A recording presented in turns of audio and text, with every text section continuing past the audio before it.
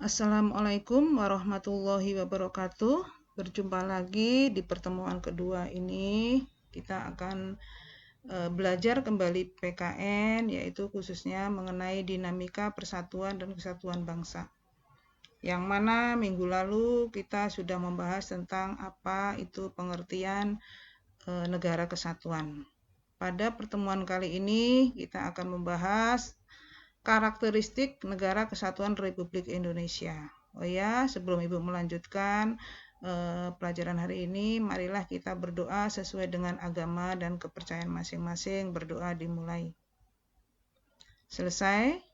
Dan Ibu ingatkan kembali untuk absen seperti biasa sudah Ibu sediakan di Google Classroom ya. Kalian lihat, cek untuk absen semuanya nulis di Google Classroom.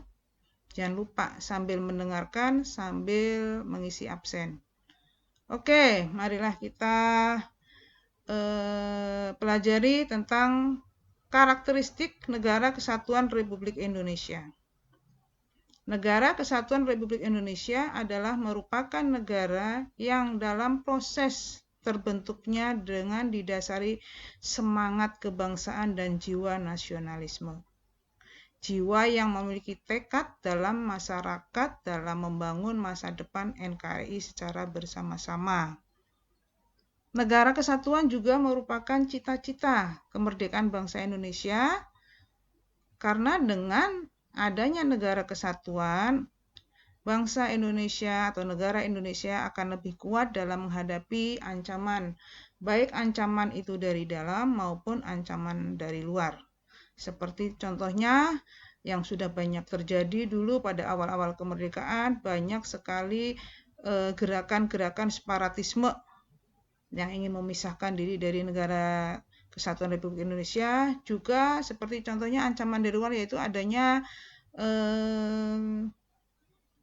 gerakan apa itu namanya, yang dari sekutu Belanda yang ingin menguasai bangsa Indonesia kembali, yaitu agresi militer pertama dilanjutkan dengan agresi militer kedua. Hal itu semuanya bisa dihalau oleh bangsa Indonesia karena di situ sudah tumbuh kembangnya rasa kuatnya rasa nasionalisme, rasa persatuan bangsa dan negara Indonesia. Tujuan dibentuknya negara NKRI adalah untuk menyatukan wilayah Nusantara agar menjadi negara yang kokoh, kuat dengan kekuasaan negara yang bersifat sentralistik.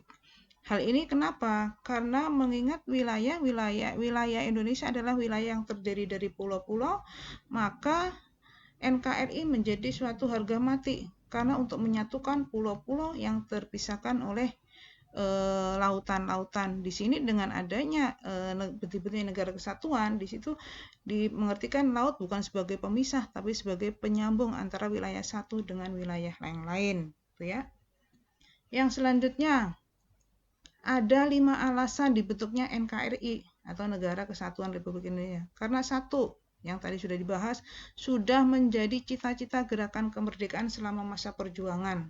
Para pemimpin sudah mencita-citakan bahwa kita akan membentuk negara kesatuan. Yang kedua, dengan adanya negara kesatuan tidak memberikan kesempatan bagi provinsionalisme yang mengklasifikasikan daerah mereka lebih superior dibanding dengan daerah yang lain. Yang ketiga, fakta bahwa negara-negara tenaga terpelajar kebanyakan berada di Pulau Jawa. Hal ini juga menyulitkan daerah untuk membentuk negara federasi. Di samping itu juga wilayah-wilayah di Indonesia seperti yang tadi sudah disampaikan itu memiliki potensi kekayaan alam yang berbeda dan mempunyai daerah-daerah kepulauan yang ini yang akan menyulitkan untuk terbentuknya negara-negara federasi. Dan selanjutnya dari sudut geopolitik, dunia internasional akan lebih melihat Indonesia sebagai negara yang kuat apabila negara Indonesia itu adalah berbentuk negara kesatuan. Hal ini sudah dibuktikan pada tahun 1998, Timor Leste memisahkan diri dari Indonesia. Sudah 22 tahun mereka memisahkan diri dari Indonesia, toh nyatanya tidak serta-merta menjadi negara yang maju. Bahkan kebalikannya lebih miskin dibanding dengan masih bergabung di Indonesia. Selanjutnya, 2 itu ya, 3 ya. Landasan hukum NKRI, yaitu landasan hukum NKRI adalah terdapat pada pasal 1 ayat 1, yang mana di situ disebutkan negara Indonesia adalah negara yang berbentuk kesatuan dan berbentuk republik. Yang kedua adalah pasal 18 ayat 1 UUD 1945. Di situ disebutkan negara NKRI dibagi menjadi beberapa daerah, yaitu daerah provinsi dibagi menjadi daerah kabupaten atau kota.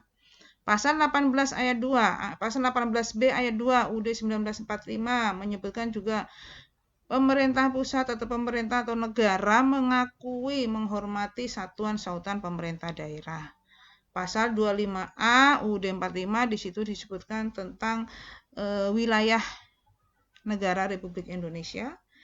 Pasal 37 ayat 5 yaitu di situ disebutkan bahwa khusus mengenai bentuk NKRI tidak akan dilakukan perubahan. Hal ini juga menunjukkan bahwa NKRI adalah harga mati dan tidak dapat diganggu gugat.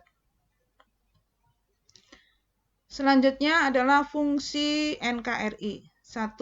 Fungsi negara kesatuan Republik Indonesia itu mempunyai 4 fungsi, yaitu untuk menciptakan keadilan.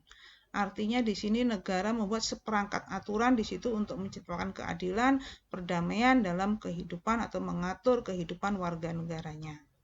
Seperti UUD 1945 dan lain-lain ya.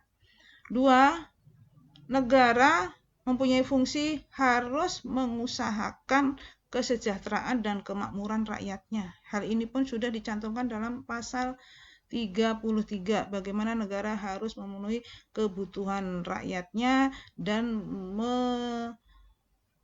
mengusahakan kesejahteraan dan kemakmuran rakyatnya.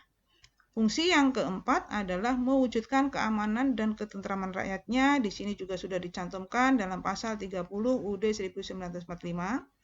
Yang keempat adalah fungsi negara adalah menegakkan keadilan. Hal ini dapat diciptakan negara harus menciptakan supremasi hukum atau menegakkan hukum melalui badan-badan peradilan.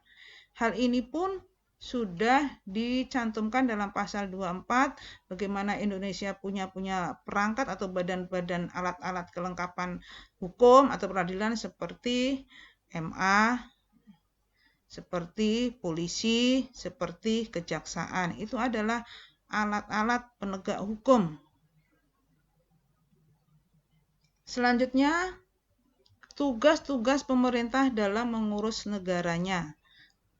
Fungsi atau tugas pemerintah dalam mengurus negaranya itu adalah mempunyai 2 fungsi, yaitu sebagai fungsi reguler atau fungsi utama dan fungsi agent of development. Artinya di sini apa? Sebagai fungsi utama atau reguler, fungsi negara yang pertama adalah tugasnya melakukan tugas-tugas yang dapat dirasakan langsung oleh rakyatnya. Berarti di sini tugas-tugas negara itu melakukan segala daya upaya bagaimana caranya rakyatnya itu bisa merasakan langsung kesejahteraannya dengan adanya pemerintahan di suatu negara. Seperti contohnya, pemerintah sudah mengeluarkan kebijakan tentang BLT, yaitu bantuan khusus warga negara atau rakyat Indonesia yang masih hidup di bawah garis kemiskinan. Kedua, pemerintah demi untuk mensejahterakan rakyatnya, pemerintah membangun fasilitas-fasilitas umum, sarana-sarana umum seperti jalan, rumah sakit, terminal, dan sebagainya ya. Yang selanjutnya, fungsi agent of development. Maksudnya di sini pemerintah harus memberikan motivasi atau dorongan kepada seluruh rakyatnya untuk mengadakan atau melakukan perubahan, membangun dirinya menuju kehidupan yang lebih baik. Tentunya kalau menuju kehidupan yang lebih baik, hal ini tidak terlepas dari adanya pendidikan. Karena dengan adanya pendidikan, dengan dikuasainya ilmu pengetahuan di sini akan meningkatkan taraf hidup seseorang. Maka untuk mencapai hal tersebut, pemerintah mengeluarkan kebijakan seperti wajib belajar 9 tahun.